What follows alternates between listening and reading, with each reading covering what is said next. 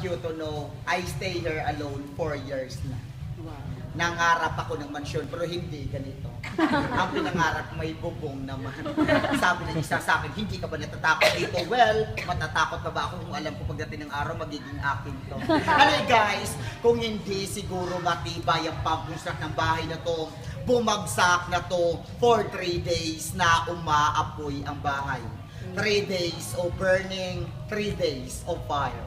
On the first day that they attempt to burn this house, they used 3 drums of gasoline, but nothing happened. They come back again with 2 drums of gasoline, but mix siya in 4 drums of used oil. Of course, pag may used oil, tatagal ang apoy nun. After 3 days, all the wooden parts of the house was burned. Maybe one of the reasons kung bakit umabot 3 araw, it's because of the hardwoods. Imagine, 2-inch thick wooden floors, a meter wide, and 20.5 meters long with no joint. Or mula dun, papunta ron, walang dugtong na kahoy yun.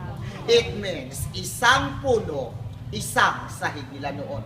And that's made of nara, tindalo, inkamagong trees. Pero kung nasunog man lahat ng mga wooden floors nila, all the tiles are still original from Spain. And they call this Machuca tiles. The hardest, the famous, and the most expensive tiles during that time. O baka nagtataka kayo, bakit malalim dito tapos may hagdan doon?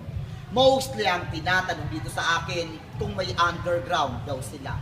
Wala silang underground. Ang hagdan doon, pinalagay ko na lang yun. Noon, wooden floors to dito, kaligil lang sahig na to. And common pala sa mga old houses na kapag wooden floors ang bahay mo, may ventilation sa ilalim. Kasi yan yung way nila kung paano mag-preserve ng mga wooden floors. Try to imagine kung nakalapat yung sa lupa, madaling magmumoist, madaling anayin. Kailangan angat or halo lang sa ilalim. And besides, sa laki naman siya na to, wala silang aircon, walang electric fan noon. Between